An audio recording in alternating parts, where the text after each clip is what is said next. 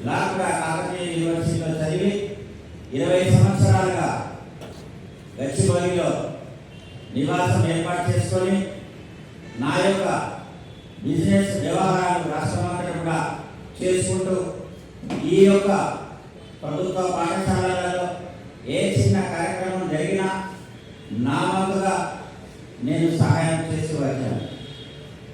ముఖ్యంగా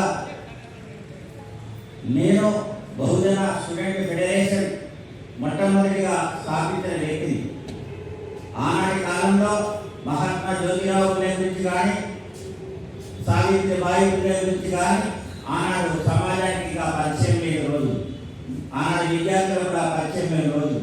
అప్పటికి ఇంకా గవర్నమెంట్ గుర్తించలేదు. అప్పుడు విద్యార్థి విభాగంలో ఉన్న నేను అందరికీ రాష్ట్ర వ్యాప్తంగా కూడా మహాత్మా జ్యోతిరావు ఫులే, సావిత్రిబాయి ఫులే, విద్య లేక వివేకం లేదు, వివేకం లేక నీతి లేదు, నీతి లేక విత్తం లేదు, విత్తం లేక ఆలోచన లేదు అని ఆ పదాలు చెప్పుకుంటే ఆనాడు విద్యార్థులు అందరూ కొత్త పనులు ఎక్కడి నుంచి పట్టుకొచ్చిండు అని ఆలోచన చేసి ఆ తదుపరి బహుజన సంఘాలను ఐక్యవేదిక చేసింది. ప్రతి సంఘం ఏ సంఘం ఉన్నా ఎక్కడున్నా మన ఓటు మానేస్తున్నా మన సమాజం, ఎందుకంటే మన చేత నీళ్ళు రాని వాళ్ళు, మన అండరాలు చూసిన వాళ్ళు మన సమస్యల కోసం అసెంబ్లీలో ప్రస్తావించారు. కాబట్టి మన క్యాండిడేట్ మనం నిలబెట్టుకుందామని అందరి అభిప్రాయాలు, ఒక స్టేట్ ప్రెసిడెంట్, ఒక స్టేట్ జనరల్ సెక్రటరీ, ఒక ఫౌండర్, ఒక జిల్లా ప్రాథమిక సభ్యుల నిర్ణయాలు తీసుకొని ఇలా ఎస్సీ ఉపాధ్యాయ సంఘం మొత్తం లోకమంతా ముందుకొచ్చి క్యాండిడేట్ అనౌన్స్ చేయడానికి ఇలా ప్రెస్ క్లబ్లో మీటింగ్ ఏర్పాటు చేయాలి. దయచేసి ఏమంటామంటే నేను కూడా పాఠశాల భక్తులు ఎస్సీ ఎస్టీ బీసీ మైనార్టీ మాత్రమే ఏ స్కూల్లో అయినా మీరు పరిశీలించండి. ఆ స్కూల్లో 100% ఎస్సీలు ఎస్టీలు బీసీలు మైనార్టీ ఉన్నారు, మిగతా వాళ్ళు ఎవరు లేదు. కాబట్టి మాకు ప్రత్యేకంగా ఆ పాఠశాలను కాపాడుకునే సామాజిక బాధ్యత మా పైన. ఎందుకంటే మేము ఎదిగి వచ్చిన మూలాలు అక్కడే ఉంటాయి. కాబట్టి ఆ మూలాలను భద్రంగా కాపాడుకోవాల్సిన అవసరం మా అందరి పైన ఉంది. ఆ భద్రతను కాపాడుకునే విషయంలోనే ఈరోజు మేము కూడా చట్టసభలకు మా వాణిని నింపేయడానికి ఈరోజు ఆరంపై లక్ష్మీనారాయణ గారు అభ్యర్థిని ప్రకటించబోతున్నారు. ఇప్పుడు నెక్స్ట్ జిల్లాలో ఒక్కొక్కసారి పరిచయం చేస్తారు. థ్యాంక్ యూ అన్న. మేము చాలా సమస్యలు ప్రశ్న ఇస్తాం దాని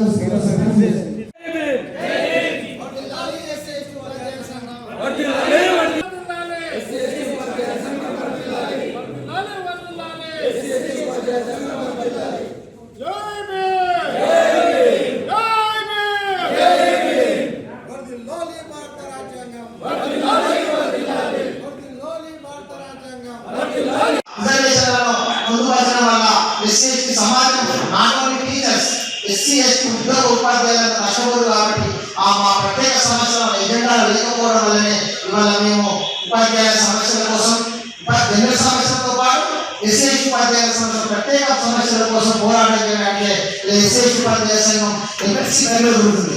మేము మాత్రం ఖచ్చితంగా చెప్తున్నాం. ఈరోజు ఖచ్చితంగా 100% గెలిచే అవకాశాలు మాకు మెండుగా ఉంది. ఎందుకంటే గురుకులాలు ఉన్నారు, కేజీ పిల్లలు ఉన్నారు, మానవ స్కూళ్ళు ఉన్నారు. మేము కేవలం ఉమ్మడి రంగారెడ్డి జిల్లాలో 1200 మంది ఓటర్లు ఎస్సీ ఉన్నారు.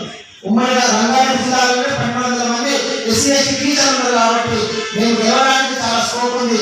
మా నమ్మకం ఏంటంటే మేము గెలవడానికి మా శాసనం వెంట ఆయన బాబాసాహెబ్ ఉన్నాడు, ఆయన కాన్సరా ఉన్నాడు, ఆయన పూజ ఉన్నాడు, ఆయన రాజ్యాంగం ఉంది. కాబట్టి ఆ రాజ్యాంగాన్ని బాబాసాహెబ్ అంబేద్కర్ పూజను నమ్ముకోలేదని మేము ఎన్నికల తిరగబోతున్నాం.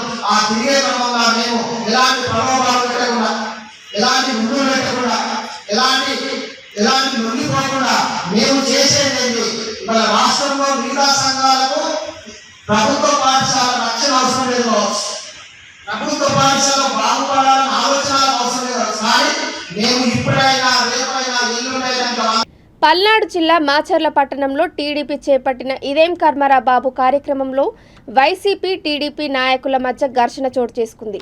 తీవ్ర ఉద్రిక్తత వాతావరణం ఏర్పడింది. ఇరు వర్గాలు కర్రలు రాళ్లతో దాడులకు దిగారు. ఈ సంఘటనలో పలువురికి గాయాలయ్యాయి. విషయం తెలుసుకున్న పోలీసులు రంగప్రవేశం చేసి ఇరు వర్గాలను చెదరగొట్టారు.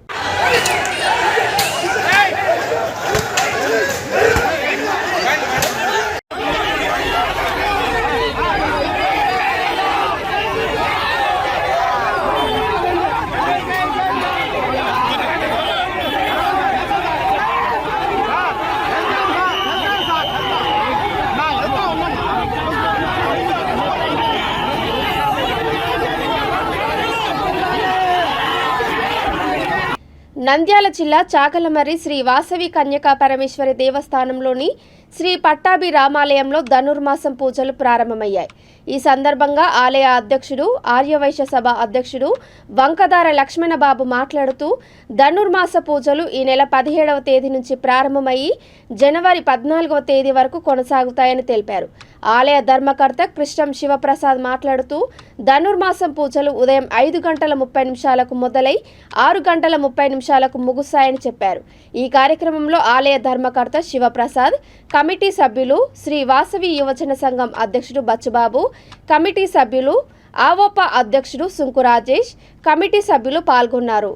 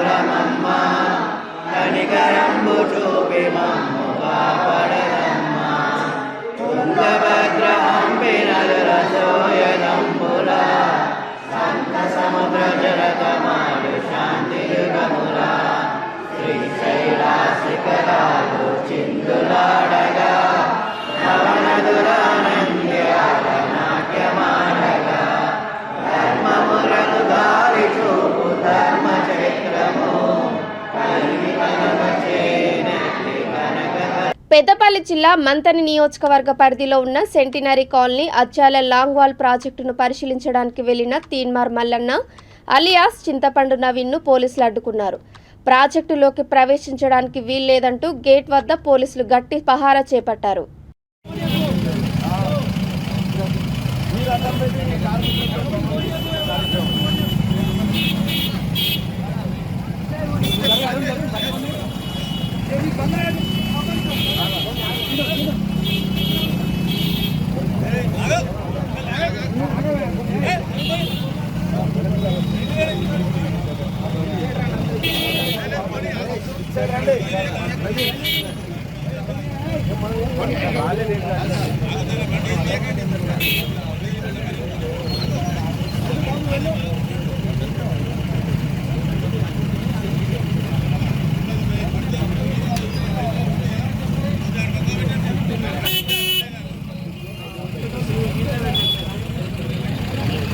మంచిర్యాల జిల్లా మందమర్రి మండలం గుడిపల్లిలో మాసు శివయ్య అనే వ్యక్తి చెందిన ఇల్లు ప్రమాదవశాత్తు దగ్ధమైంది. ఈ మంటల్లో చిక్కుకొని 6 వ్యక్తులు సజీవ దహనమయ్యారు. అగ్నిమాపక సిబ్బంది సంఘటన స్థలానికి చేరుకొని మంటలు ఆర్పారు. డీసీపీ అఖిల్ మహాజన్ నేతృత్వంలో పోలీసులు కేసు నమోదు చేసుకొని దర్యాప్తు చేపట్టారు.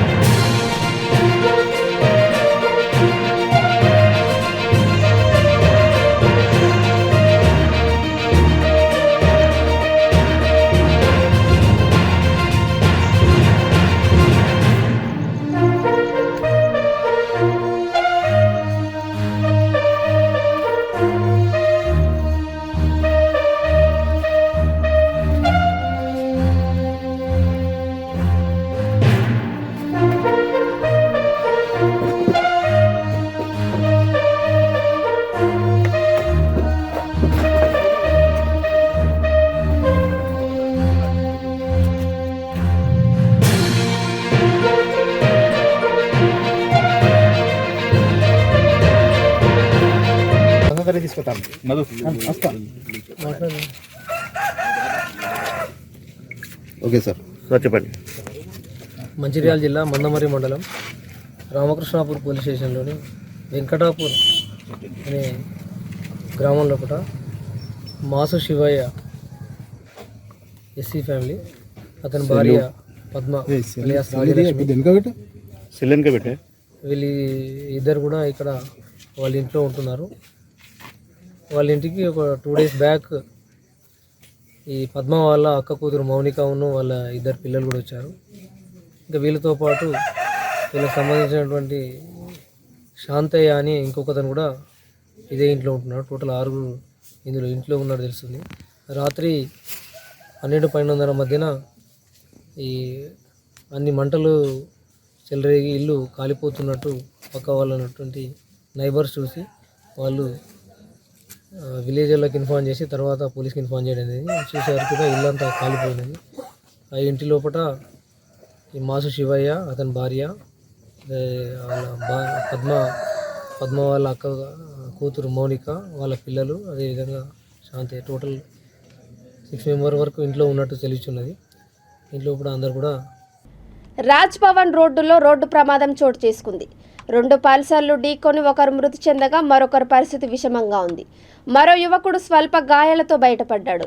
పోలీసులు మృతదేహాన్ని గాంధీ ఆసుపత్రికి తరలించారు.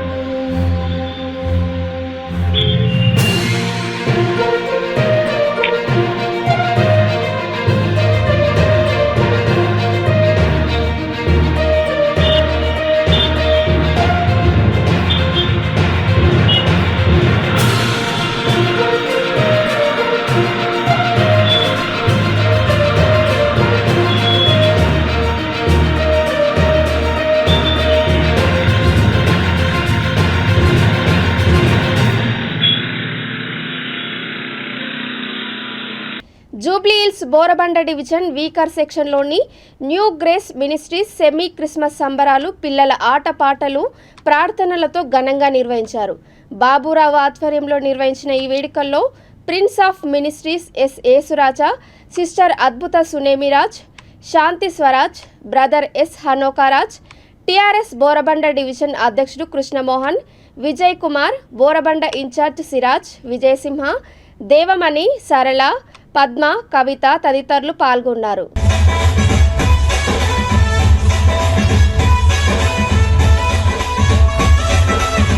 పశువుల పాకాలో మరియమ్మ గర్భాన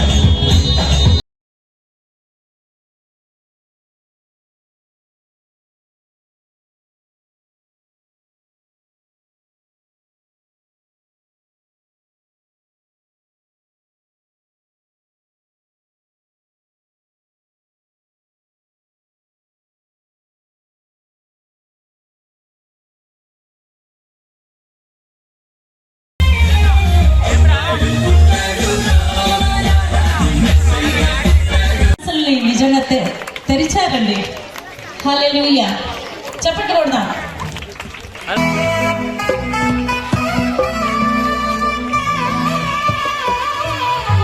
ఇదే చికెన్ బిర్యానీ ఇదే మా చికెన్ బిర్యానీ ఇది వేయకపోతే బాగుందని చూస్తాము.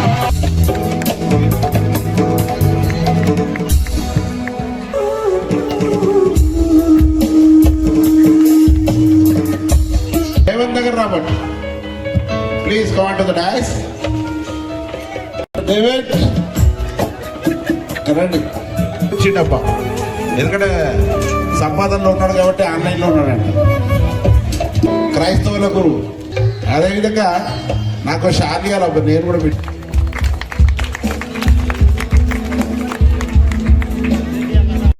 అందరు భాషలు అంటారు కానీ నేను మాత్రం అన్నయ్య కానీ బాబురావు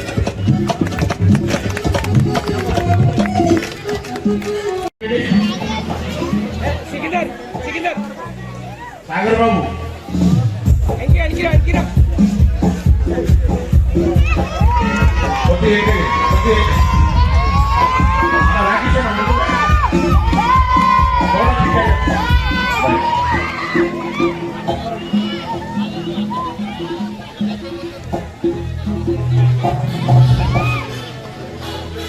సిద్దిపేట జిల్లా మద్దూరు మండలం కేంద్రంలోని పంచాయతీ ఆవరణలో ప్రాథమిక ఆరోగ్య వైద్యుడు డాక్టర్ రాజు ఆధ్వర్యంలో బీపీ షుగర్ పేషెంట్ల కోసం నాన్ కమ్యూనిసిబుల్ డిసీజెస్తో కూడిన కిట్లను పంపిణీ చేశారు. ఈ కార్యక్రమంలో సర్పంచ్ జనార్దన్, ఆరోగ్య సిబ్బంది, గ్రామస్తులు తదితరులు పాల్గొన్నారు.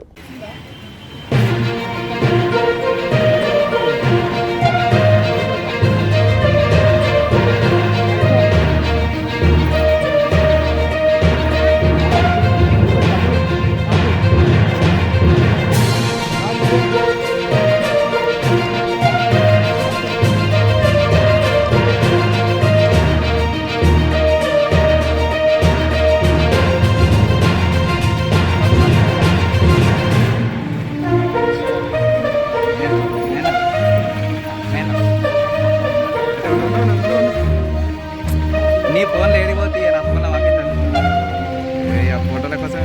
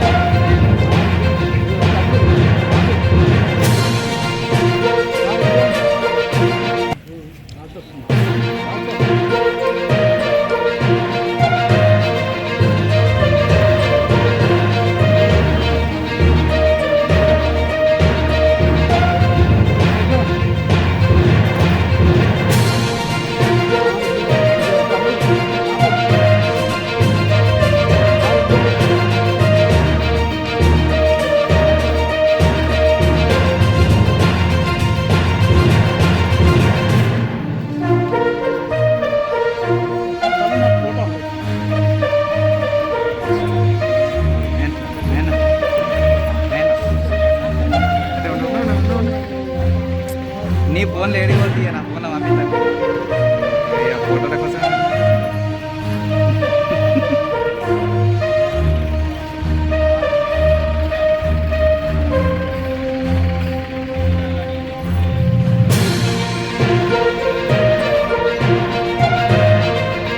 కొమురంభీం ఆసిఫాబాద్ జిల్లాలో దళారులు పత్తి రైతులను తూకంలో మోసం, ధరలో దగా చేస్తున్నారు.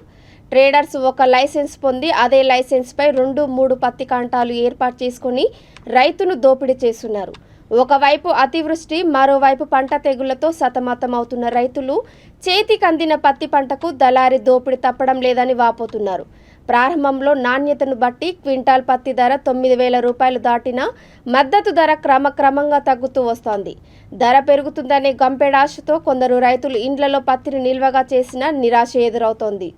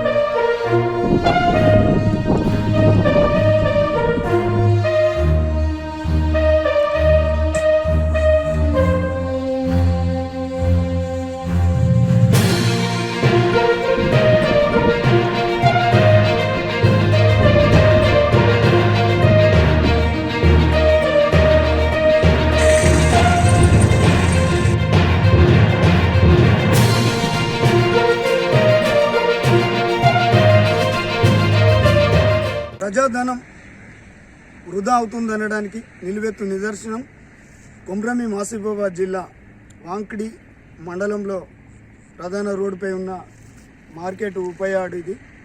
ఏ ఒక్కనాడు ఇక్కడికి ట్రేడర్స్ వచ్చి పత్తి కొనుగోలు చేసినట్టు బుట్ట దాఖలాలు లేకుండా పోయాయి. దీనికి సంబంధిత అధికారులు, మార్కెట్ అధికారులు కానీ, తూనికల కూర్తల అధికారులు కానీ వారిపై ఎలాంటి చర్యలు తీసుకోకపోవడంతో జిల్లాలో ప్రతి గ్రామంలో పుట్టగొడుగుల గ్రామ స్థాయి నుంచి చూసుకుంటూ వస్తే పుట్టగొడుగుల పత్తి దళారుల కాంటాలు అయితే ఏర్పాటు చేసుకొని అడ్డగోలుగా రైతన్నను అయితే దోపిడీ చేస్తున్నారు. మార్కెట్ యార్డ్ ఉన్నప్పటికీ మార్కెట్ యార్డ్లో ట్రేడర్స్ కొనుగోలు చేయకపోవడంతో మార్కెట్ యార్డ్ అయితే నిలవలేకపోతుంది. ఏ ఒక్కనాడు ఇక్కడ పత్తి కొనుగోలు చేసినట్టయితే దాఖలాలు లేవు. వేసిన తాళం తెరిచినట్టు అంతకంటే లేకుండా పోయింది. దీంతో జిల్లాలో కొమ్రమీం జిల్లాలో పత్తి దళారులు ఒక ట్రేడర్కు ఒకటే లైసెన్స్ ఉంటుంది. ఆ లైసెన్స్ పైనే ట్రేడరు పత్తి కొనుగోలు చేయాలి. ఒక లైసెన్స్ పొందిన ట్రేడరు పత్తి కాంటాలను 3-4 ఇష్టారాజ్యంగా పత్తి కాంటాలు ఏర్పాటు చేసుకొని కొనుగోలు చేస్తున్నారు. రైతు ఏది ఏమైనప్పటికీ రైతును అడ్డగోలుగా నిలువ దోపిడీ చేస్తున్నారనే అనడానికి నిలువెత్తుగా నిదర్శనంగా మనము విజువల్లో చూసుకోవచ్చు.